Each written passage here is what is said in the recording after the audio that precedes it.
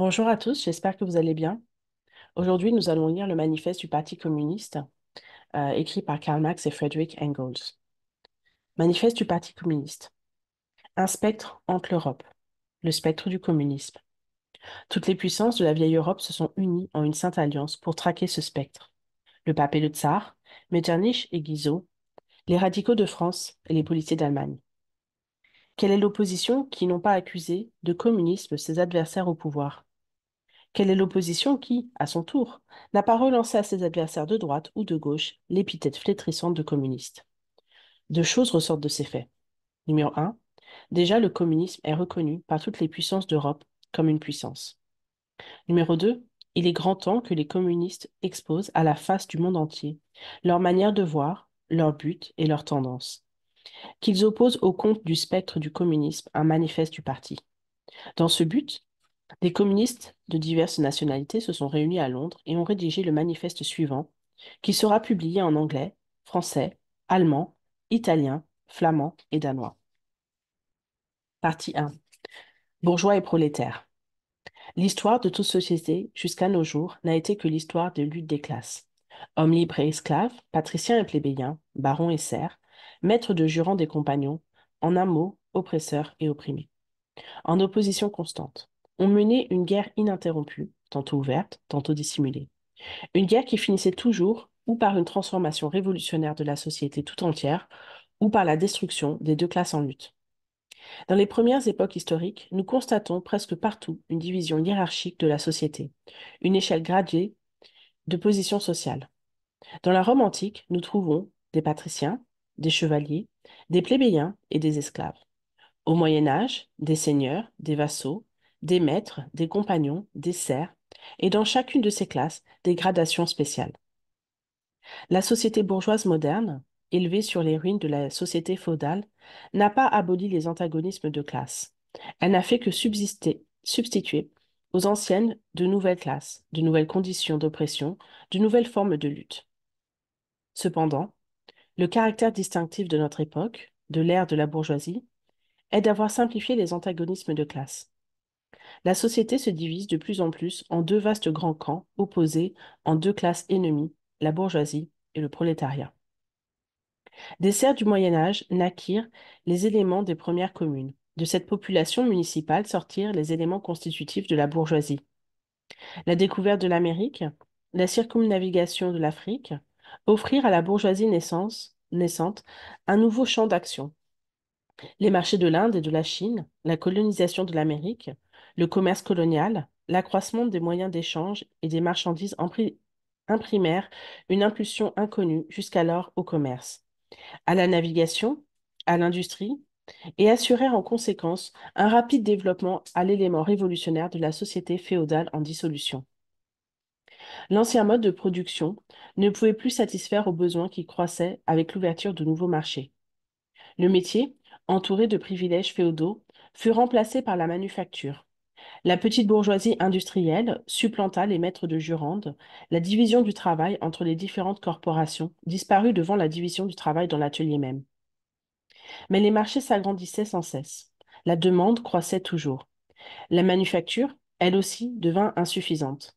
Alors, la vapeur et la machine révolutionnèrent la production industrielle. La grande industrie moderne supplanta la manufacture. La petite bourgeoisie manufacturière céda la place aux industriels millionnaires, chefs d'armée de travailleurs, aux bourgeois modernes. La grande industrie a créé le marché mondial, préparé par la découverte de l'Amérique. Le marché mondial accéléra prodigieusement le développement du commerce, de la navigation, de tous les moyens de communication. Ce développement réagit à son tour sur la marche de l'industrie. Et, au fur et à mesure que l'industrie, le commerce, la navigation, les chemins de fer se développaient, la bourgeoisie grandissait, décuplant ses capitaux et refoulant à l'arrière-plan les classes transmises par le Moyen Âge. La bourgeoisie, nous le voyons, est elle-même le produit d'un long développement d'une série de révolutions dans les modes de production et de communication. Chaque étape de l'évolution parcourue par la bourgeoisie était accompagnée d'un progrès politique correspondant. État opprimé par le despotisme féodal, association se gouvernant elle-même dans la commune. Ici, république municipale, là, tiers-État, taxable de la monarchie. Puis, durant la période manufacturière, contrepoids de la noblesse dans les monarchies limitées ou absolues. Pierre angulaire des grandes monarchies, la bourgeoisie. Depuis l'établissement de la grande industrie et du marché mondial, s'est finalement emparé du pouvoir politique, à l'exclusion des autres classes. Dans l'État représentatif moderne, le gouvernement moderne n'est qu'un comité administratif des affaires de la classe bourgeoise. La bourgeoisie a joué dans l'histoire un rôle essentiellement révolutionnaire.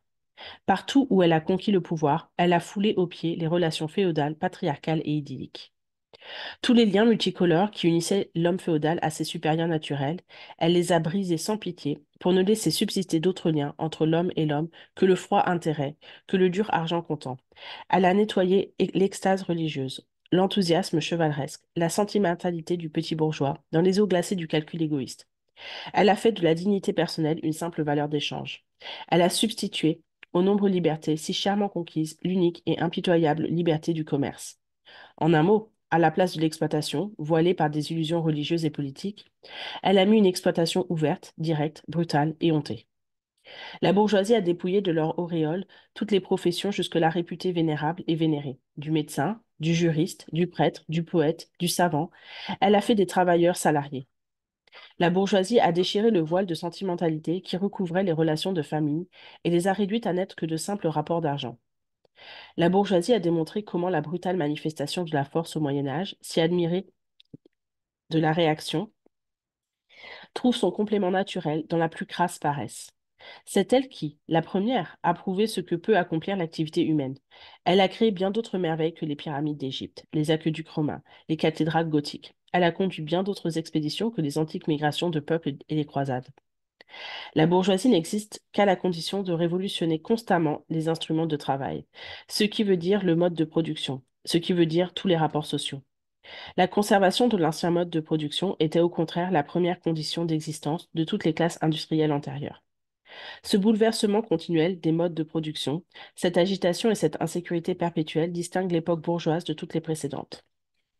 Tous les rapports sociaux traditionnels et figés avec leur cortège de croyances et d'idées admises et vénérées se dissolvent. Celles qui les remplacent deviennent surannées avant de se cristalliser. Tout ce qui était solide et stable est ébranlé. Tout ce qui était sacré est profané. Et les hommes sont forcés, enfin, d'envisager leurs conditions d'existence et leurs rapports réciproques avec des yeux dégrisés. Poussée par le besoin de débouchés toujours nouveaux, la bourgeoisie envahit le globe entier. Il lui faut pénétrer partout, s'établir partout, créer partout des moyens de communication. Par l'exploitation du marché mondial, la bourgeoisie donne un caractère cosmopolite à la production et à la consommation de tous les pays. Au désespoir des réactionnaires, elle a enlevé à l'industrie sa base nationale. Les vieilles industries nationales sont détruites ou sur le point de l'être. Elles sont supplantées par de nouvelles industries, dont l'introduction devient une question vitale pour toutes les nations civilisées, industries qui n'emploient plus les matières premières indigènes, mais des matières premières venues des régions les plus éloignées et dont les produits se consomment non seulement dans le pays même, mais dans tous les coins du globe. À la place des anciens besoins satisfaits par les produits nationaux, naissent des besoins nouveaux, réclamant pour leur satisfaction des produits, les produits des contrées les plus lointaines et des climats les plus divers. À la place de l'ancien isolement des nations se suffisant à elles-mêmes, se développe un trafic universel, une interdépendance des nations. Et ce qui est vrai pour la production matérielle s'applique à la production intellectuelle. Les productions intellectuelles d'une nation deviennent la propriété commune de toutes. L'étroitesse et l'exclusivisme nationaux deviennent de jour en jour plus impossibles. Des nombreuses littératures nationales et locales se forment une littérature universelle. Par le rapide développement des instruments de production et des moyens de communication, la bourgeoisie entraîne, dans le courant de la civilisation jusqu'aux nations les plus barbares, le bon marché de ses produits est la grosse artillerie qui bat en brèche toutes les murailles de Chine, qui fait capituler les barbares les plus opiniâtrement hostiles aux étrangers. Sous peine de mort, elle force toutes les nations à adopter le mode de production bourgeois. Elle les force à introduire chez elles la prétendue civilisation, c'est-à-dire à devenir bourgeoises. En un mot, elle modèle le monde à son image. La bourgeoisie a soumis la campagne à la ville, elle a créé d'énormes cités, elle a prodigieusement augmenté la population des villes aux dépens de celle des campagnes, et par là, elle a préservé une grande partie de la population de l'idiotisme de la vie des champs. De même qu'elle a subordonné la campagne à la ville, les nations barbares ou demi-civilisées aux nations civilisées, elle a subordonné les pays agricoles aux pays industriels, l'Orient à l'Occident. La bourgeoisie supprime de plus en plus l'éparpillement des moyens de production, de la propriété et de la population. Elle a aggloméré les populations, centralisé les moyens de production et concentré la propriété dans les mains de quelques individus. La conséquence fatale de ces changements a été la centralisation politique des provinces indépendantes reliées entre elles par les liens fédéraux, mais aussi ayant des intérêts, des lois, des gouvernements, des tarifs douaniers différents ont été réunis en une seule nation, sous un seul gouvernement, une seule loi, un seul tarif douanier, un seul intérêt national de classe. La bourgeoisie, depuis son avènement, à peine séculaire, a créé des forces productives plus variées et plus colossales que toutes les générations passées prises ensemble.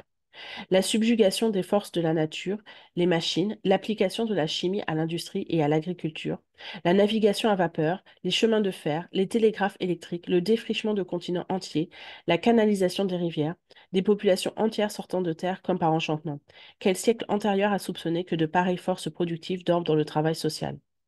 Voici donc ce que nous avons vu. Les moyens de production et d'échange servant de base à l'évolution bourgeoise furent créés dans le sein de la société féodale.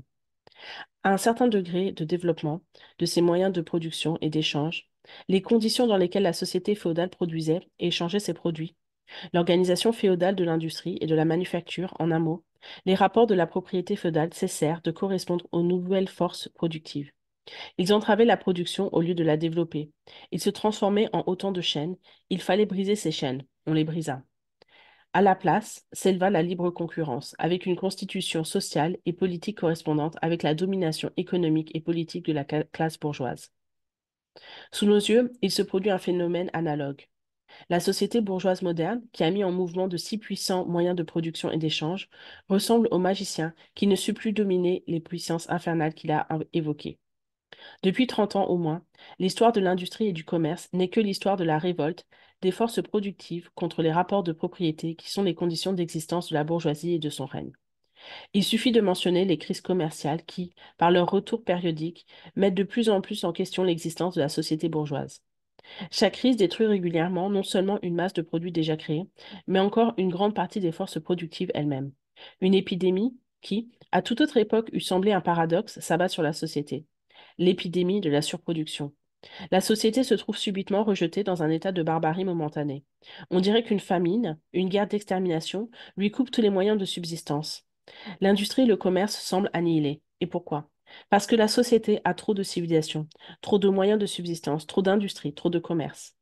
Les forces productives dont elle dispose ne favorisent plus le développement des conditions de la propriété bourgeoise. Au contraire, elles sont devenues trop puissantes pour ces conditions qui se tournent en entrave. Et toutes les fois que les forces productives sociales s'affranchissent de ces entraves, elles précipitent dans le désordre la société tout entière et menacent l'existence de la propriété bourgeoise. Le système bourgeois est devenu trop étroit pour contenir les richesses créées dans son sein. Comment la bourgeoisie surmonte-t-elle à ces crises? D'une part, par la destruction forcée d'une masse de forces productives. D'autre part, par la conquête de nouveaux marchés et l'exploitation plus parfaite des anciens. C'est-à-dire qu'elle prépare des crises plus générales et plus formidables et diminue les moyens de les prévenir. Les armes dont la bourgeoisie s'est servie pour abattre la féodalité se retournent aujourd'hui contre la bourgeoisie elle-même. Mais la bourgeoisie n'a pas seulement forgé les armes qui doivent lui donner la mort, elle a produit aussi les hommes qui manieront ces armes, les ouvriers modernes, les prolétaires.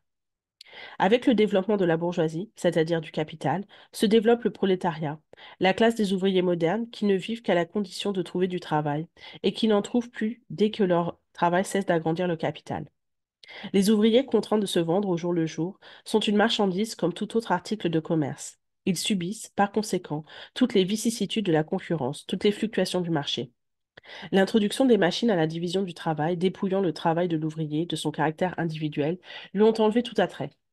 Le producteur devient un simple appendice de la machine. On exige de lui que l'opération la plus simple, la plus monotone, la plus vite apprise. Par conséquent, le coût de production de l'ouvrier se réduit à peu près aux moyens d'entretien dont il a besoin pour vivre et propager sa race. Or, le prix du travail, comme celui de toute marchandise, est égal au coût de sa production. Donc, plus le travail devient répugnant, plus les salaires baissent. Bien plus, la somme de travail s'accroît avec le développement de la machine et de la division du travail, soit par la prolongation de la journée de travail, soit par l'accélération du mouvement des machines, etc. L'industrie moderne a transformé le petit atelier de l'ancien patron patriarcal en la grande fabrique du bourgeois capitaliste. Des masses d'ouvriers entassés dans la fabrique sont organisés militairement. Traités comme des soldats industriels, ils sont placés sous la surveillance d'une hiérarchie complète de sous-officiers et d'officiers. Ils ne sont pas seulement des esclaves de la classe bourgeoise, du gouvernement bourgeois, mais encore chaque jour, à chaque heure, les esclaves de la machine, du contremaître et surtout du maître de la fabrique. Plus ce despotisme proclame hautement le profit comme son but unique, plus il est mesquin, odieux et exaspérant. Mais le travail exige d'habilité et de force, c'est-à-dire plus l'industrie moderne progresse, plus le travail des hommes est supplanté par celui des femmes. Les distinctions d'âge et de sexe n'ont pas de validité sociale pour la classe ouvrière. Il n'y a plus que des instruments de travail, dont le prix varie suivant l'âge et le sexe. Une fois que l'ouvrier a subi l'exploitation du fabricant et qu'il a reçu son salaire en argent comptant, il devient la proie d'autres membres de la bourgeoisie, du petit propriétaire, du propriétaire sur gage. La petite bourgeoisie, les petits industriels, les marchands, les petits rentiers, les artisans et les paysans propriétaires tombent dans le prolétariat. D'une part, parce que leurs petits capitaux ne leur permettant pas d'employer les procédés de la grande industrie, ils succombent dans leur concurrence avec les grands capitalistes. D'autre part, parce que leur habilité spéciale est dépréciée par les nouveaux modes de production, de sorte que le prolétariat se recrute dans toutes les classes de la population. Le prolétariat passe par différentes phases d'évolution. Sa lutte contre la bourgeoisie commence dès sa naissance. D'abord, la lutte est engagée par des ouvriers isolés, ensuite par les ouvriers d'une même fabrique, enfin par les ouvriers du même métier dans une localité, contre le bourgeois qui les exploite directement. Ils ne se contentent pas de diriger leur attaque contre le mode bourgeois de production. Ils les dirigent contre les instruments de production.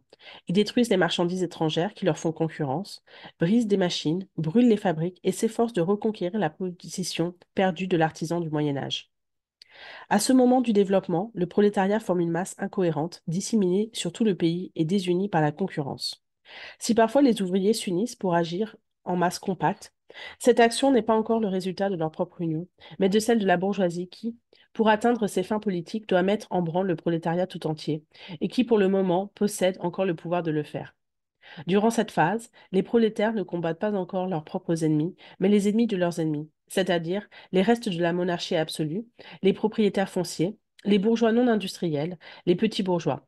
Tout le mouvement historique est de la sorte concentré entre les mains de la bourgeoisie. Toute victoire remportée par ces conditions est une victoire bourgeoise. Or, l'industrie, en se développement, grossit non seulement le nombre des prolétaires, mais les concentre en masse plus considérables. Les prolétaires augmentent en force et prennent conscience de leur force. Les intérêts, les conditions d'existence des prolétaires s'égalisent de plus en plus, à mesure que la machine efface toute différence dans le travail et presque partout réduit le salaire à un niveau également bas. La croissante concurrence des bourgeois entre eux et les crises commerciales qui en résultent rendent les salaires de plus en plus incertains. Le constant perfectionnement de la machine rend la position de l'ouvrier de plus en plus précaire. Les collisions individuelles entre l'ouvrier et le bourgeois prennent de plus en plus ce caractère de collision entre deux classes. Les ouvriers commencent par se coaliser contre les bourgeois pour le maintien de leur salaire. Ils vont jusqu'à former des associations permanentes en prévision de ces luttes occasionnelles. Ça et là, la résistance éclate en émeute. Parfois, les ouvriers triomphent, mais c'est un triomphe éphémère. Le véritable résultat de leur lutte est moins le succès immédiat que la solidarité croissante des travailleurs. Cette solidarisation est facilitée par l'accroissement des moyens de communication qui permettent aux ouvriers de localités différentes d'entrer en relation. Or, il suffit de cette mise en contact pour transformer les nombreuses luttes locales qui partout revêtent le même caractère en lutte nationale, en une lutte de classe. Mais toute lutte de classe est une lutte politique. Et l'union que les bourgeois du Moyen Âge mettaient des siècles à rétablir avec leurs chemins vicinaux, les prolétaires modernes l'établissent en quelques années par les chemins de fer. L'organisation du prolétariat en classe, et par suite en parti politique, est sans cesse détruite par la concurrence que se font les ouvriers entre eux. Mais elle renaît toujours, et toujours plus forte, plus ferme, plus formidable. Elle profite des divisions intestines des bourgeois pour les obliger à donner une garantie locale à certains intérêts de la classe ouvrière. Par exemple, la loi de 10 heures de travail en Angleterre. En général, les collisions dans la vieille société favorisent de diverses manières le développement du prolétariat. La bourgeoisie vit dans un état de guerre perpétuelle, d'abord contre l'aristocratie, puis contre cette catégorie de la bourgeoisie dont les intérêts entrent en conflit avec les intérêts de l'industrie, toujours enfin contre la bourgeoisie des pays étrangers. Dans toutes ces luttes, elle se voit forcée de faire appel au prolétariat, d'user de son concours et de l'entraîner dans un mouvement politique en sorte que la bourgeoisie fournit aux prolétaires les éléments de sa propre éducation politique et sociale, c'est-à-dire des armes contre elle-même. De plus, ainsi que nous venons de le voir, des fractions entières de la classe dominante sont précipitées dans le prolétariat ou sont menacées tout au moins dans leurs conditions d'existence. Elles aussi apportent au prolétariat de nombreux éléments de progrès. Enfin, au moment où la lutte des classes approche de l'heure décisive, le processus de dissolution de la classe régnante, de la société tout entière, prend un caractère si violent et si âpre qu'une fraction de la classe régnante s'en détache et se rallie à la classe révolutionnaire, à la classe qui représente l'avenir. De même que, jadis, une partie de la noblesse se rangea du côté de la bourgeoisie. De nos jours, une partie de la bourgeoisie fait cause commune avec le prolétariat, notamment cette partie des idéologues bourgeois parvenus à l'intelligence théorique du mouvement historique dans son ensemble. De toutes les classes qui, à l'heure présente, se trouvent face à face avec la bourgeoisie, le prolétariat seul est une classe vraiment révolutionnaire. Les autres classes périclitent et périssent avec la grande industrie. Le prolétariat, au contraire, en est son produit tout spécial. La classe moyenne, les petits fabricants, les détaillants, les artisans, les paysans, combattent la bourgeoisie parce qu'elle compromet leur existence en tant que classe moyenne. Ils ne sont donc pas révolutionnaires, mais conservateurs. Qui plus est, ils sont réactionnaires. Ils demandent que l'histoire fasse machine arrière. S'ils agissent révolutionnairement, c'est par crainte de tomber dans le prolétariat. Ils défendent alors leurs intérêts futurs et non leurs intérêts actuels. Ils abandonnent leur propre point de vue pour se placer du point de vue du prolétariat. La voyoucratie des plus grandes villes, cette putréfaction passive, cette lie des plus basses couches de la société, est, ça et là, entraînée dans le mouvement par une révolution prolétarienne. Cependant, ces conditions de vie, là, disposeront plutôt à se vendre à la réaction. Les conditions d'existence de la vieille société sont déjà détruites dans les conditions d'existence du prolétariat. Le prolétaire est sans propriété. Ses relations de famille n'ont rien de commun avec celles de la famille bourgeoise. Le travail industriel moderne, qui implique l'asservissement de l'ouvrier par le capital, aussi bien en Angleterre qu'en France, qu'en Amérique, qu'en Allemagne, a dépouillé le prolétaire de tout caractère national. Les lois, la morale, la religion sont pour lui autant de préjugés bourgeois derrière lesquels se cachent autant d'intérêts bourgeois. Toutes les classes précédentes qui avaient conquis le pouvoir ont essayé de consolider leur situation acquise en soumettant la société à leur propre mode d'appropriation. Les prolétaires ne peuvent s'emparer des forces productives sociales qu'en abolissant leur propre mode d'appropriation, et par suite le mode d'appropriation en vigueur jusqu'à nos jours. Les prolétaires n'ont rien à eux à assurer.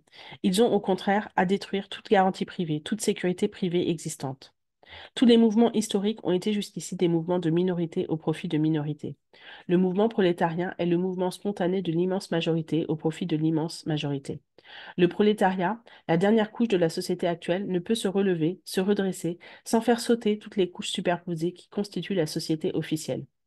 La lutte du prolétariat contre la bourgeoisie, bien qu'elle ne soit pas au fond une lutte nationale, en revêt cependant tout d'abord la forme. Il va sans dire que le prolétariat de chaque pays doit en finir avant tout avec sa propre bourgeoisie. En esquissant à grands traits les phases du développement prolétarien, nous avons décrit l'histoire de la guerre civile, plus ou moins occulte, qui travaille la société jusqu'à l'heure où cette guerre éclate en une révolution ouverte et où le prolétariat établit les bases de sa domination par le renversement violent de la bourgeoisie. Toutes les sociétés antérieures, nous l'avons vu, ont reposé sur l'antagonisme de la classe oppressive et de la classe opprimée.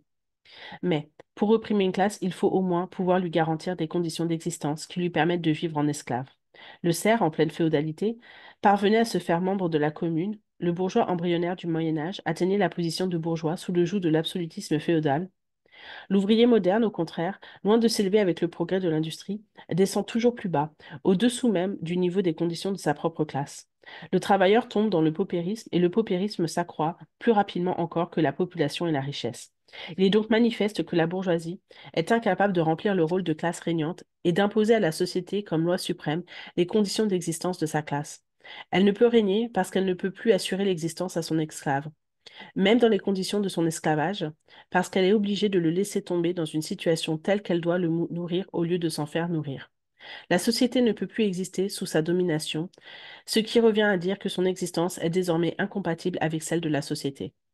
La condition essentielle d'existence et de suprématie pour la classe bourgeoise est l'accumulation de la richesse dans les mains privées, la formation et l'accroissement du capital. La condition du capital est le salariat. Le salariat repose exclusivement sur la concurrence des ouvriers entre eux. Le progrès de l'industrie, dont la bourgeoisie est l'argent passif et inconscient, remplace l'isolement des ouvriers par leur union révolutionnaire au moyen de l'association.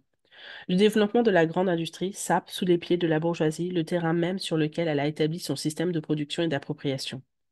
La bourgeoisie produit avant tout ses propres fossoyeurs. Sa chute et la victoire du prolétariat sont également inévitables. Partie 2. Prolétaires et communistes.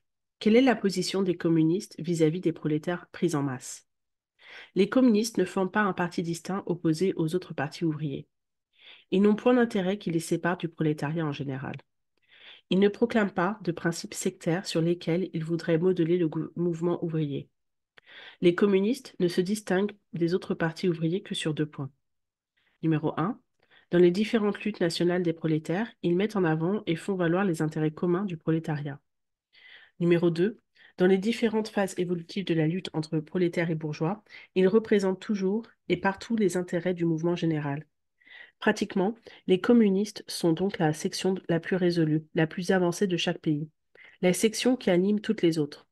Théoriquement, ils ont sur le reste du prolétariat l'avantage d'une intelligence nette des conditions de la marche et des fins générales du mouvement prolétarien. Le but immédiat des communistes est le même que celui de toutes les fractions du prolétariat. Organisation des prolétaires en partis de classe, destruction de la suprématie bourgeoise, conquête du pouvoir politique par le prolétariat. Les propositions théoriques des communistes ne reposent nullement sur des idées et des principes inventés ou découverts par tel ou tel réformateur du monde. Elles ne sont que l'expression en termes généraux des conditions réelles d'une lutte de classe existante, d'un mouvement historique évoluant sous nos yeux. L'abolition d'une forme donnée de la propriété n'est pas le caractère distinctif du communisme. La propriété a subi de constants changements, de continuelles transformations historiques. La Révolution française, par exemple, abolit la propriété féodale en faveur de la propriété bourgeoise. Le caractère distinctif du communisme n'est pas l'abolition de la propriété en général, mais l'abolition de la propriété bourgeoise. Or, la propriété privée, la propriété bourgeoise moderne, est la dernière et la plus parfaite expression du mode de production et d'appropriation basé sur les antagonismes de classe, sur l'exploitation des uns par les autres. En ce sens, les communistes peuvent résumer leur théorie dans cette proposition unique, abolition de la propriété privée. On nous a reproché à nous autres communistes de vouloir abolir la propriété personnelle péniblement acquise par le travail, propriété que l'on déclare être la base de toute liberté, de toute activité, de toute indépendance individuelle. La propriété personnelle, fruit du travail d'un homme, veut-on parler de la propriété du petit bourgeois, du petit paysan, forme de propriété antérieure à la propriété bourgeoise? Nous n'avons que faire de l'abolir, le progrès de l'industrie l'a aboli, ou est en train de l'abolir. Ou bien veut-on parler de la propriété privée, de la propriété bourgeoise moderne? Est-ce que le travail salarié crée la propriété pour le prolétaire? Nullement. Il crée le capital, c'est-à-dire la propriété qui exploite le travail salarié et qui ne peut s'accroître qu'à la condition de produire du nouveau travail salarié afin de l'exploiter de nouveau. Dans sa forme précédente, la propriété se meut entre les termes antinomiques, capital et travail. Examinons les deux côtés de cet antagonisme. Être capitaliste signifiait occuper non seulement une position personnelle, mais encore une position sociale dans le système de la production. Le capital est un produit collectif.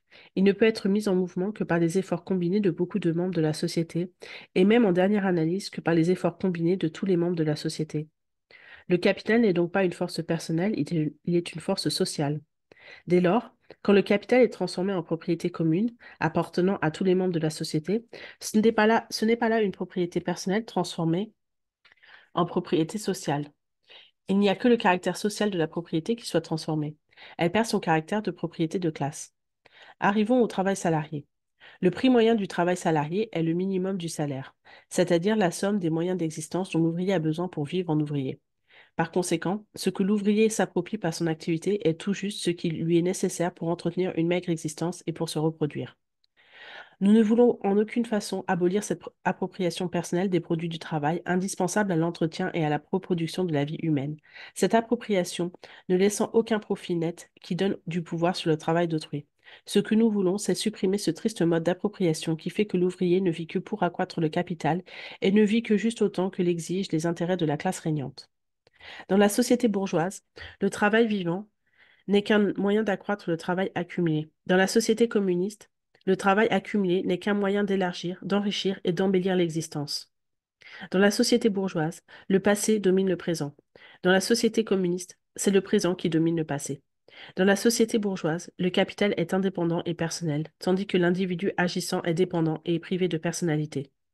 C'est l'abolition d'un pareil état de choses que la bourgeoisie flétrit comme l'abolition de l'individualité et de la liberté. Et avec juste raison, car il s'agit effectivement de l'abolition de l'individualité, de l'indépendance et de la liberté bourgeoise. Par liberté, dans les conditions actuelles de la production bourgeoise, on entend la liberté du commerce, du libre-échange.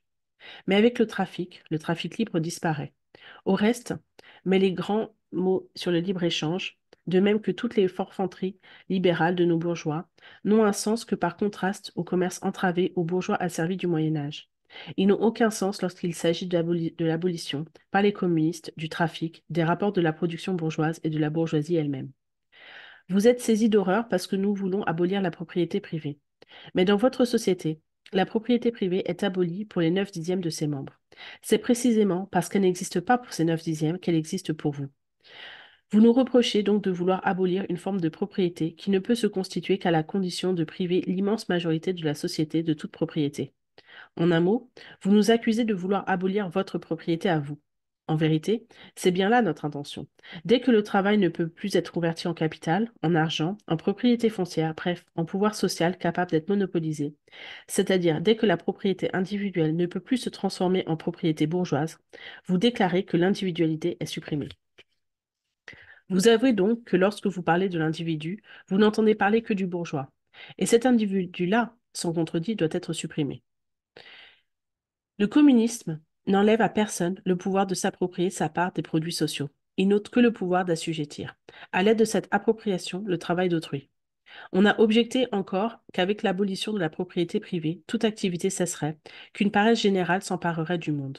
Si cela était, il y a beau jour que la société bourgeoise aurait succombé à la fainéantise, puisque ceux qui y travaillent ne gagnent pas, et que ceux qui y gagnent ne travaillent pas. Toute l'objection se réduit à cette tautologie, qu'il n'y a plus de travail salarié là où il n'y a plus de capital.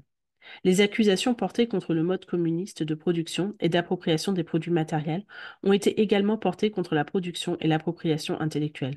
De même que, pour le bourgeois, la disparition de la propriété de classe équivaut à la disparition de toute propriété. De même, la disparition de la culture intellectuelle de classe signifie pour lui la disparition de toute culture intellectuelle. La culture dont il déplore la perte n'est pour l'immense majorité que le façonnement à devenir machine. Mais ne vous querellez pas tant que vous appliquerez à l'abolition de la propriété bourgeoise l'étalon de vos notions bourgeoises de liberté, de culture, de droit, etc. Vos idées sont elles-mêmes les produits des rapports de la production et de la propriété bourgeoise, comme votre droit n'est que la volonté de votre classe érigée en loi, volonté dont le contenu est déterminé par les conditions matérielles d'existence de votre classe. La conception intéressée qui vous fait ériger en loi éternelle de la nature et de la raison les rapports sociaux qui naissent de votre mode de production. Rapports sociaux transitoires qui surgissent et disparaissent au cours de la production. Cette conception, vous la partagez aujourd'hui, toutes les classes jadis régnantes et disparues aujourd'hui. Ce que vous concevez pour la propriété antique, ce que vous comprenez pour la propriété fédérale, il vous est défendu de l'admettre pour la propriété bourgeoise. Vouloir abolir la famille, jusqu'aux plus radicaux qui s'indignent de cet infâme dessein des communistes. Sur quelle base repose la famille bourgeoise de notre époque? Sur le capital, le gain individuel. La famille à l'état complet n'existe que pour la bourgeoisie, mais elle trouve son complément dans la suppression forcée de toute famille pour le prolétaire et dans la prostitution publique. La famille bourgeoise s'évanouit naturellement avec l'évanouissement de son complément nécessaire, et l'un et l'autre disparaissent avec la disparition du capital. Nous reprochez-vous de vouloir abolir l'exploitation des enfants par leurs parents, nous avons le crime. Mais nous brisons, dites-vous, les liens les plus sacrés en substituant à l'éducation de la famille l'éducation sociale. Et votre éducation à vous n'est-elle pas, elle aussi, déterminée par la société? Par les conditions sociales dans lesquelles vous élevez vos enfants, par l'intervention directe ou indirecte de la société à l'aide des écoles, etc. Les communistes n'inventent pas cette ingérence de la société dans l'éducation. Ils ne cherchent qu'à en changer le caractère et arracher à l'éducation à l'influence de la classe régnante. Les déclamations bourgeoises sur la famille et l'éducation, sur les doux liens qui unissent l'enfant à ses parents, deviennent de plus en plus écœurantes à mesure que la grande industrie détruit tout le lien de famille pour le prolétaire et transforme les enfants en simples objets de commerce, en simples instruments de travail. Mais de la bourgeoisie tout entière s'élève une clameur. Vous autres communistes, vous voulez introduire la communauté des femmes. Pour le bourgeois, sa femme n'est rien qu'un instrument de production. Il entend dire que les instruments de production doivent être mis en commun et il conclut naturellement qu'il y aura une communauté des femmes. Il ne soupçonne pas qu'il s'agit précisément d'assigner à la femme un autre rôle que celui de simple instrument de production. Rien de plus grotesque, d'ailleurs, que l'horreur ultramorale qu'inspire à nos bourgeois la prétendue communauté officielle des femmes chez les communistes. Les communistes n'ont pas besoin d'introduire la communauté des femmes, elle a presque toujours existé. Nos bourgeois, non contents d'avoir à leur disposition les femmes et les filles de leurs prolétaires, sans parler de la prostitution officielle, trouvent un plaisir singulier à se cocufier mutuellement. Le mariage bourgeois est, en réalité, la communauté des femmes mariées. Tout au plus pourrait-on accuser les communistes de vouloir mettre à la place d'une communauté de femmes hypocrites et dissimuler une autre qui serait franche et officielle. Il est évident, du reste, qu'avec l'abolition des rapports de production actuels, la communauté des femmes qui en dérive, c'est-à-dire la prostitution officielle et non officielle, disparaîtra. En outre, on accuse des communistes de vouloir abolir la patrie, la nationalité. Les ouvriers n'ont pas de patrie. On ne peut leur ravir ce qu'ils n'ont pas. Comme le prolétariat de chaque pays doit en premier lieu conquérir le pouvoir politique, s'ériger en classe maîtresse de la nation, il est encore par là national lui-même, quoique nullement dans le sens bourgeois. Déjà, les démarcations et les antagonismes nationaux des peuples disparaissent de plus en plus avec le développement de la bourgeoisie. La liberté du commerce et le marché mondial, avec l'uniformité de la production industrielle et des conditions d'existence qui y correspondent. L'avènement du prolétariat les fera disparaître plus vite encore. L'action commune des différents prolétariats dans les pays civilisés, tout au moins, est une des premières conditions de leur émancipation. Abolissez l'exploitation de l'homme par l'homme et vous abolissez l'exploitation d'une nation par une autre nation. Lorsque l'antagonisme des classes à l'intérieur des nations aura disparu, l'hostilité de nation à nation disparaîtra. Quant aux accusations portées contre les communistes, au nom de la religion, de la philosophie et de l'idéologie, en général, elles ne méritent pas un examen approfondi. Est-il besoin d'un esprit bien profond pour comprendre que les conceptions des notions et les vues, en mots la conscience de l'homme, changent avec tout changement survenu dans ses relations sociales, dans son existence sociale? Que démontre l'histoire de la pensée, si ce n'est que la production intellectuelle se transforme avec la production matérielle? Les idées dominantes d'une époque n'ont jamais été que les idées de la classe dominante. Lorsqu'on parle d'idées qui révolutionnent une société tout entière, on énonce seulement le fait que, dans le sein de la vieille société, les éléments d'une nouvelle société se sont transformés, que la dissolution des vieilles idées marche de pair avec la dissolution des anciennes relations sociales. Quand l'ancien monde était à son déclin, les vieilles religions furent vaincues par la religion chrétienne. Quand au XVIIIe siècle, les idées chrétiennes cédèrent la place aux idées philosophiques, la société féodale livrait sa dernière bataille à la bourgeoisie, alors révolutionnaire. Les idées de liberté religieuse et de liberté de conscience ne firent que proclamer le règne de la libre concurrence dans le domaine de la connaissance. Sans doute, dira-t-on, les idées religieuses, morales, philosophiques, politiques et juridiques se sont modifiées au cours du développement historique. Mais la religion, la morale, la philosophie se maintenaient toujours à travers ces transformations. Il y a de plus des vérités éternelles, telles que la liberté, la justice, etc., qui sont communes à toutes les conditions sociales. Or, le communisme abolit les vérités éternelles. Il abolit la religion et la morale au lieu de les constituer sur une nouvelle base, ce qui est contradictoire à tout le développement historique antérieur. À quoi se réduit cette objection? L'histoire de toute société se résume dans le développement des antagonismes des classes, antagonismes qui ont revêtu des formes différentes à différentes époques. Mais, quelle qu'a été la forme revêtue par ces antagonismes, l'exploitation d'une partie de la société par l'autre est un fait commun à tous les siècles antérieurs. Donc, rien d'étonnant à ce que la conscience sociale de tous les âges, en dépit de toute divergence et de toute diversité, se soit toujours mue dans certaines formes communes, dans des formes de conscience qui ne dissoudront complètement qu'avec l'intérieure disparition de l'antagonisme des classes. La révolution communiste est la rupture la plus radicale avec les rapports de propriété traditionnels. Rien d'étonnant à ce que, dans le cours de son développement, elle rompe de la façon la plus radicale avec les vieilles idées traditionnelles. Cependant, laissons là les objections faites par la bourgeoisie au communisme. Ainsi que nous l'avons vu plus haut, la première étape dans la révolution ouvrière est la constitution du prolétariat en classe régnante, la conquête du pouvoir public par la démocratie. Le prolétariat se servira de sa suprématie politique pour arracher petit à petit tout capital à la bourgeoisie, pour centraliser tous les instruments de production entre les mains de l'État, c'est-à-dire du prolétariat organisé en classe régnante, et pour augmenter au plus vite les masses des forces productives disponibles. Cela, naturellement, ne pourra s'accomplir au début que par une violation despotique des droits de propriété et des rapports de production bourgeoise, c'est-à-dire par des mesures qui, au point de vue économique, paraîtront insuffisantes et insoutenables, mais qui, au cours du mouvement, se dépassent elles-mêmes et sont indispensables comme moyen de révolutionner le mode de production tout entier. Ces mesures, bien entendu, seront différentes dans les différents pays. Cependant, pour les pays les plus avancés, les mesures suivantes pourront assez généralement être applicables.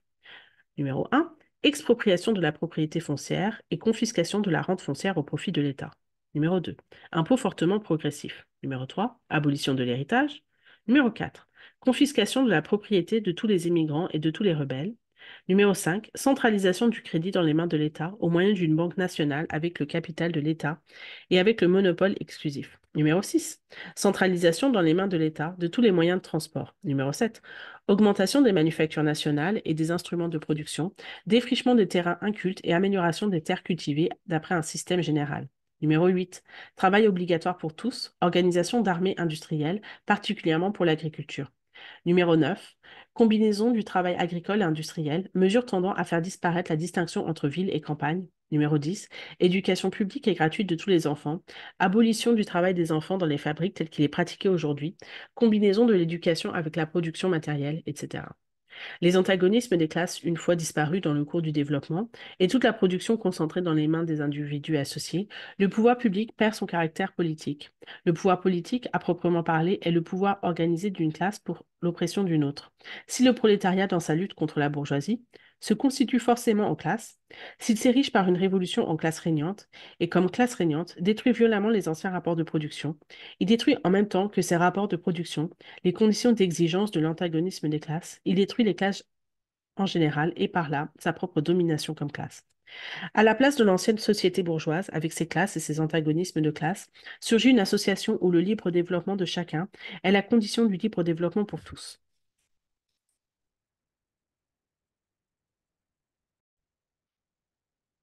Troisième partie, littérature socialiste et communiste. Point 1. Le socialisme réactionnaire, petit a, le socialisme féodal. Par leur position historique, les aristocraties françaises et anglaises se trouvèrent appelées à lancer des libelles contre la société bourgeoise. Dans la Révolution française de 1830, dans le mouvement réformiste anglais, elles avaient succombé une fois de plus sous les coups du parvenu abhorré. Pour elles, il ne pouvait plus désormais être question d'une lutte politique sérieuse. Il ne leur restait plus que la lutte littéraire. Or, dans le domaine littéraire aussi, la vieille phraséologie de la Restauration était devenue impossible. Pour se créer des sympathies, il fallait que l'aristocratie fît semblant de perdre de vue ses intérêts propres et qu'elle dressât son acte d'accusation contre la bourgeoisie dans le seul intérêt de la classe ouvrière exploitée. Elle se ménagea de la sorte la satisfaction de faire des chansons satiriques sur son nouveau maître et de fredonner à ses oreilles des prophéties grosses de malheur. Ainsi naquit le socialisme féodal, mélange de jérémiades et de pasquinades, d'échos du passé et de vagissements de l'avenir. Si parfois sa critique mordante et spirituelle frappa au cœur la bourgeoisie, son impuissance absolue à comprendre la marche de l'histoire moderne finit toujours par le rendre ridicule. En guise de drapeau, ces messieurs arboraient la besace du mendiant, afin d'attirer à eux le peuple. Mais, dès que le peuple accourut, il aperçut leur derrière orné du vieux blason féodal et se dispersa avec de grands et irrévérencieux éclats de rire. Une partie des légitimistes français et la jeune Angleterre ont donné au monde ce réjouissant spectacle. Quand les champions de la féodalité démontrent que le mode d'exploitation de la féodalité était autre que celui de la bourgeoisie, ils n'oublient qu'une chose, c'est qu'elle exploitait dans des conditions tout à fait différentes et aujourd'hui surannées. Quand il faut remarquer que sous leur régime, le prolétariat moderne n'existait pas, ils oublient que la bourgeoisie est précisément un rejeton fatal de la société féodale. Ils cachent si peu, d'ailleurs, le caractère réactionnaire de leur critique que leur principal chef d'accusation contre la bourgeoisie est justement d'avoir créé, sous son régime, une classe qui fera sauter tout l'ancien ordre social.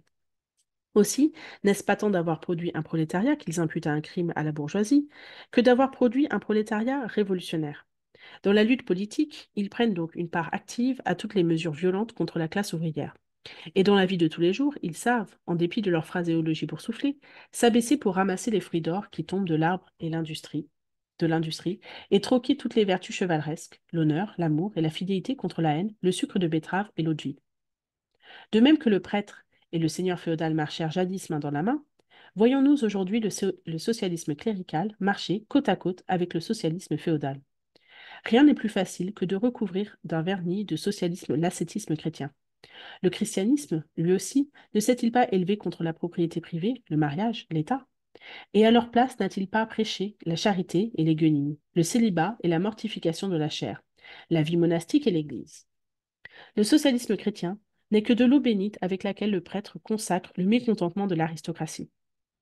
Petit b, le socialisme petit bourgeois.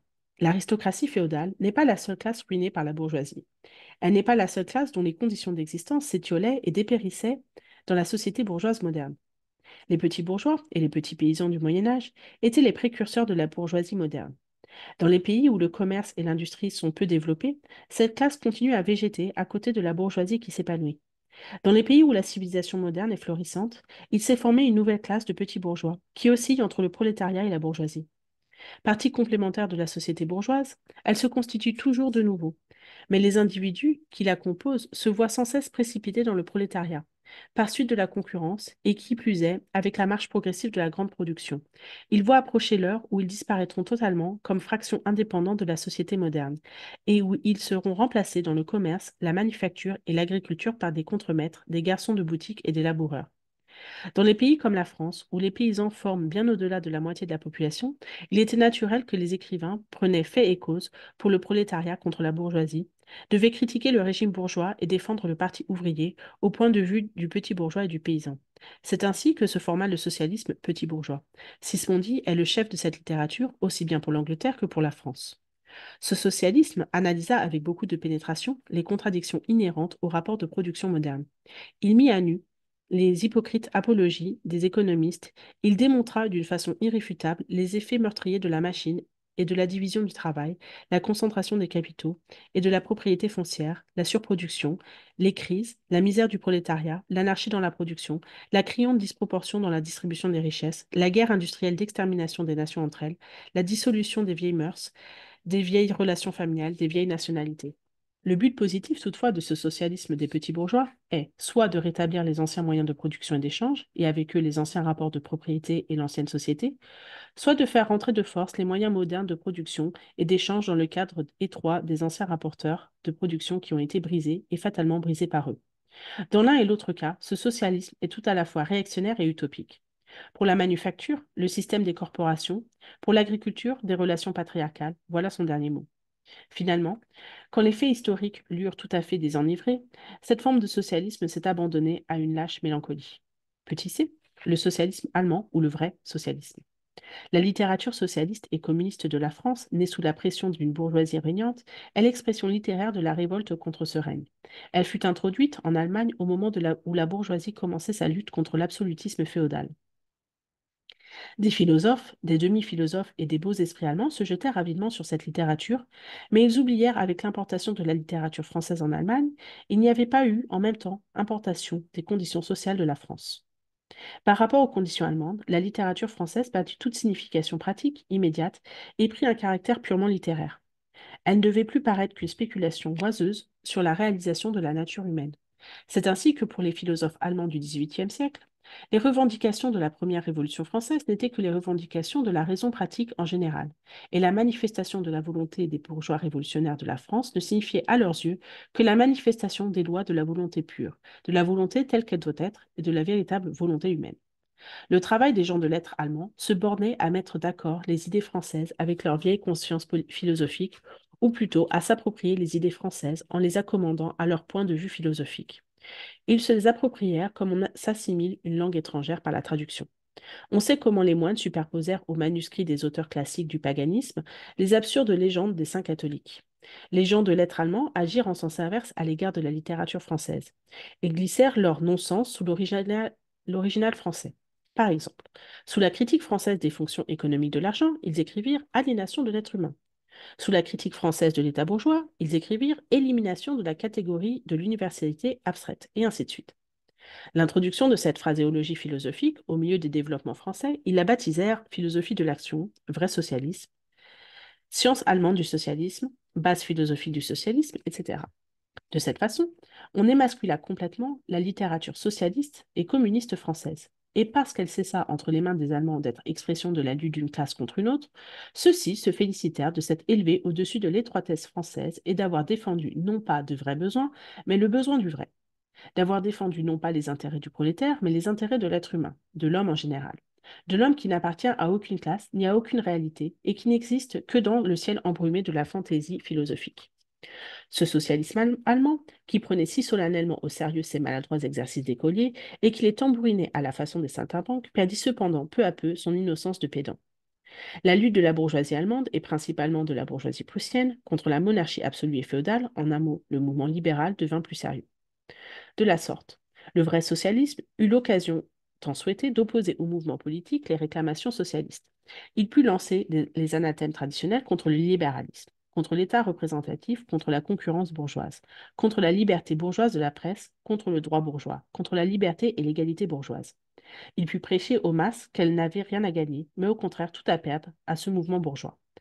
Le socialisme allemand oublia, bien à propos, que la critique française, dont il était le niais écho, présupposait la société bourgeoise moderne avec les conditions matérielles d'existence qui correspondent et une constitution politique conforme, chose précisément que, pour l'Allemagne, il s'agissait encore de conquérir. Pour les gouvernements absolus, avec leur cortège de prêtres, de pédagogues, de hobereaux et de bureaucrates, ce socialisme servit d'épouvantail pour faire peur à la bourgeoisie qui se dressait menaçante. Il compléta par son hypocrisie doucereuse, les amers coups de fouet et les balles que ces mêmes gouvernements administrèrent aux ouvriers allemands qui se soulevaient. Si le vrai socialisme devint ainsi une arme entre les mains des gouvernants, il représentait directement, en outre, l'intérêt réactionnaire, l'intérêt du petit bourgeois. La classe des petits bourgeois, léguée par le XVIe siècle, et depuis lors sans cesse renaissante sous des formes diverses, constitue pour l'Allemagne la vraie base sociale de l'état de choses existant. La maintenir, c'est maintenir les conditions allemandes actuelles. La suprématie industrielle et politique de la bourgeoisie menace cette classe de destruction certaine par la concentration des capitaux d'une part et par le développement d'un prolétariat révolutionnaire d'autre part. Le vrai socialiste devait tuer d'une pierre ces deux oiseaux. Il se propagea comme une épidémie. Le vêtement tissé avec les fils immatériels de la spéculation, brodé de fleurs de rhétorique et tout saturé d'une rosée sentimentale, ce vêtement transcendant dans lequel les socialistes allemands enveloppèrent leurs quelques maigres vérités éternelles, ne fit qu'activer la vente de leurs marchandises auprès d'un pareil public. De son côté, le socialisme allemand comprit de mieux en mieux que c'était sa vocation d'être le représentant pompeux de cette petite bourgeoisie. Il proclama la nation allemande la nation normale et le philistin allemand l'homme normal. À toutes les infamies de cet homme normal, il donna un sens occulte, un sens supérieur et socialiste qui les faisait tout le contraire de ce qu'elles étaient. Il alla jusqu'au bout en s'élevant contre la tendance brutalement destructive du communisme et en déclarant que, impartial, il planait au-dessus de toutes les luttes de classe. À quelques exceptions près, les publications prétendues socialistes et communistes qui circulent en Allemagne en 1847 appartiennent à cette sale et énervante littérature. Euh, Point 2. Le socialisme conservateur ou bourgeois. Une partie de la bourgeoisie cherche à porter remède aux maux sociaux dans le but d'assurer l'existence de la société bourgeoise. Dans cette catégorie se rangent les économistes, les philanthropes, les humanitaires, les améliorateurs du sort de la classe ouvrière, les organisateurs de la bienfaisance, les protecteurs des animaux, les fondateurs des sociétés de tempérance, les réformateurs en chambre de tout acabit, et l'on est allé jusqu'à élaborer ce socialisme bourgeois en système complet. Citons comme exemple la philosophie de la misère de Proudhon. Les socialistes bourgeois veulent les conditions de vie de la société moderne sans les luttes et les dangers qui en dérivent fatalement. Ils veulent la société actuelle, mais en élimination des éléments qui la révolutionnent et la dissolvent. Ils veulent la bourgeoisie sans le prolétariat. La bourgeoisie, comme de juste, se représente le monde où elle domine comme le meilleur des mondes possibles. Le socialisme bourgeois élabore cette représentation consolante en système ou en demi-système. Lorsqu'il somme le prolétariat de réaliser ces systèmes et de faire son entrée dans la Nouvelle Jérusalem, il ne fait pas autre chose, au fond, que de l'engager à s'en tenir à la société actuelle, mais à se débarrasser de sa conception haineuse de cette société. Une autre forme de ce socialisme, moins systématique mais plus pratique, essaya de dégoûter les ouvriers de tout mouvement révolutionnaire en leur démontrant que ce n'était pas tel ou tel changement politique, mais seulement une transformation des rapports de la vie matérielle et des conditions économiques qui pouvaient leur profiter. Notez que, par transformation des rapports matériels de la société, ce socialisme n'entend pas parler de l'abolition des rapports de production bourgeois, mais uniquement de réformes administratives s'accomplissant sur la base même de la production bourgeoise, qui par conséquent n'affectent pas les relations du capital et du salariat, et qui, dans le meilleur des cas, ne font qu'en diminuer les frais et simplifier le travail administratif du gouvernement bourgeois. Le socialisme bourgeois n'atteint son expression adéquate que lorsqu'il devient une simple figure de rhétorique. Libre-échange, dans l'intérêt de la classe ouvrière. Droit protecteur, dans l'intérêt de la classe ouvrière. Prison cellulaire, dans l'intérêt de la classe ouvrière. Voilà son dernier mot. Le seul mot dit sérieusement par le socialisme bourgeois. Car le socialisme bourgeois tient tout entier dans cette phrase. Les bourgeois sont des bourgeois dans l'intérêt de la classe ouvrière. Point numéro 3. Socialisme et communisme critico-utopique. Il ne s'agit pas ici de la littérature qui, dans toutes les grandes révolutions modernes, a formulé les revendications du prolétariat, les écrits de Babeuf, etc. Les premières tentatives directes du prolétariat pour faire prévaloir ses propres intérêts de classe, faites en un temps d'effervescence générale, pendant la période du renversement de la société féodale, échouèrent nécessairement, aussi bien à cause de l'état embryonnaire du prolétariat lui-même qu'à cause de l'absence des conditions matérielles de son émancipation, conditions qui ne pouvaient être produites que sous l'ère bourgeoise. La littérature révolutionnaire, qui accompagnait ces premiers mouvements du prolétariat, eut forcément un caractère réactionnaire. Elle préconise un ascétisme général et un grossier égalitarisme. Les systèmes socialistes et communistes proprement dits, les systèmes de Saint-Simon, de Fourier et d'Owen, etc., font leur apparition dans la première période de la lutte entre le prolétariat et la bourgeoisie, période décrite ci-dessus, voire plus haut le chapitre bourgeois et prolétaire. Les inventeurs de ces systèmes se rendent bien compte que l'antagonisme des classes, ainsi que de l'action des éléments dissolvants dans la société dominante elle-même. Mais ils n'aperçoivent du côté du prolétariat aucune action historique, aucun mouvement politique qui les soit propre. Comme le développement de l'antagonisme des classes marche de pair avec le développement de l'industrie, ils ne trouvent pas davantage les conditions matérielles de l'émancipation du prolétariat et se mettent en quête d'une science sociale, de lois sociales dans le but de créer ces conditions. L'activité sociale doit céder la place à leur activité cérébrale personnelle. Les conditions historiques de l'émancipation à des conditions fantastiques. L'organisation graduelle et spontanée du prolétariat en classe à une organisation fabriquée de toutes pièces par eux-mêmes. L'histoire future du monde se résout pour eux dans la propagande et la mise en pratique de leurs plans de société. Dans la formation de leurs plans, toutefois, ils ont la conscience de défendre avant tout les intérêts de la classe ouvrière parce qu'elle est la classe la plus souffrante. La classe ouvrière n'existe pour eux que sous cet aspect de la classe la plus souffrante. Mais ainsi que le comporte la forme peu développée de la lutte des classes et leur propre position sociale, ils se considèrent bien au-dessus de tout antagonisme des classes. Ils désirent améliorer les conditions matérielles de la vie de tous les membres de la société, même des plus privilégiés. Par conséquent, ils ne cessent de faire appel à la société tout entière sans distinction, ou plutôt ils s'adressent de préférence à la classe régnante, puisque aussi bien il suffit de comprendre leur système pour reconnaître que c'est le meilleur de tous les plans possibles, de la meilleure des sociétés possibles. Ils repoussent donc toute action politique et surtout toute action révolutionnaire. Ils cherchent à atteindre leur but par des moyens paisibles et essaient de frayer un chemin au nouvel évangile social par la force de l'exemple, par des expériences en petit, condamnées d'avance à l'insuccès. La peinture fantastique de la société future, faite à une époque où le prolétariat, peu développé encore, envisage sa propre position d'une manière fantastique, correspond aux premières aspirations instinctives des ouvriers vers une transformation complète de la société. Mais les écrits socialistes et communistes renferment aussi des éléments critiques. Ils attaquent la société existante à ses bases. Ils ont fourni par conséquent dans leur temps des matériaux d'une grande valeur pour éclairer les ouvriers. Leurs propositions positives relatives à la société future, telles que la suppression de la distinction entre ville et campagne, l'abolition de la famille, du quin privé et du travail salarié, la proclamation de l'harmonie sociale et la transformation de l'État en une simple administration de la production, toutes ces propositions ne font qu'indiquer la disparition de l'antagonisme des classes, antagonisme qui commence seulement à se dessiner et dont les faiseurs de système ne connaissent encore que les premières formes indistinctes et indéterminées. Aussi, ces propositions n'ont-elles encore qu'un sens purement utopique. L'importance du socialisme et du communisme, critico-utopique, est en raison inverse du développement historique. À mesure que la lutte des classes s'accentue et prend une forme, ce fantastique dédain pour la lutte, cette fantastique opposition à la lutte, perd de toute valeur pratique, toute justification théorique. C'est pourquoi, si à beaucoup d'égards les fondateurs de ces systèmes étaient des révolutionnaires, les sectes formées par leurs disciples sont toujours réactionnaires, car ces disciples s'obstinent à opposer les vieilles conceptions des maîtres à l'évolution historique du prolétariat. Ils cherchent donc, et en cela ils sont conséquents, à émousser la lutte des classes et à concilier les antagonismes. Ils rêvent toujours la réalisation expérimentale de leurs utopies sociales. L'établissement de phalanstères isolés, la création de colonies à l'intérieur et la fondation d'une petite Icarie, édition Indus de la Nouvelle-Jérusalem, et pour donner une réalité à tous ces châteaux en Espagne, ils se voient forcés de faire appel au cœur et à la caisse des petits bourgeois. Des bourgeois. Petit à petit, ils tombent dans la catégorie des socialistes réactionnaires ou conservateurs dépeints plus haut, et ne s'en distingue plus que par pédantisme plus systématique et une foi superstitieuse et fanatique dans l'efficacité miraculeuse de leur science sociale.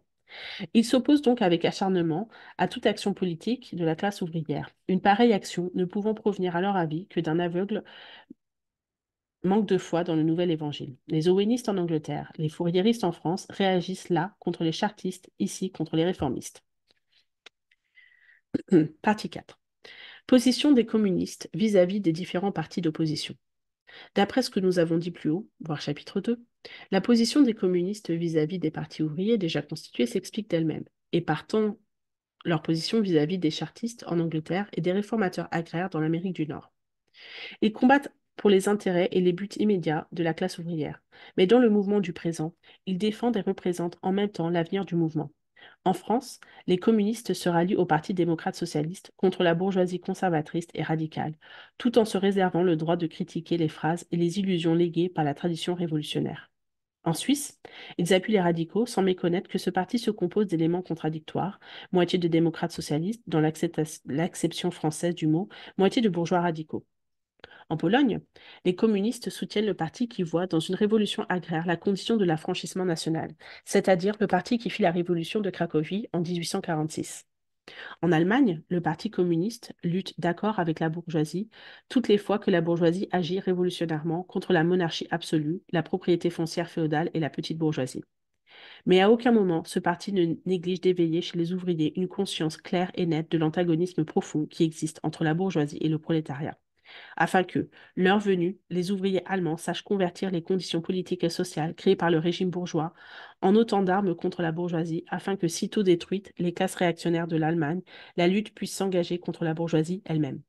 C'est vers l'Allemagne surtout que se tourne l'attention des communistes, parce que l'Allemagne se trouve à la veille d'une révolution bourgeoise, et parce qu'elle accomplira cette révolution dans des conditions plus avancées de la civilisation européenne, et avec un prolétariat infiniment plus développé que l'Angleterre et la France n'en possédaient au XVIIe et XVIIIe siècle, et que par conséquent, la révolution bourgeoise allemande ne saurait être le court prélude d'une révolution prolétarienne.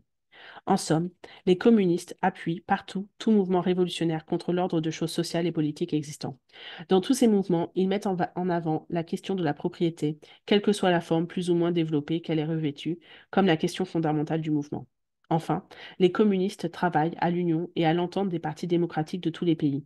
Les communistes ne s'abaissent pas à dissimuler leurs opinions et leurs buts.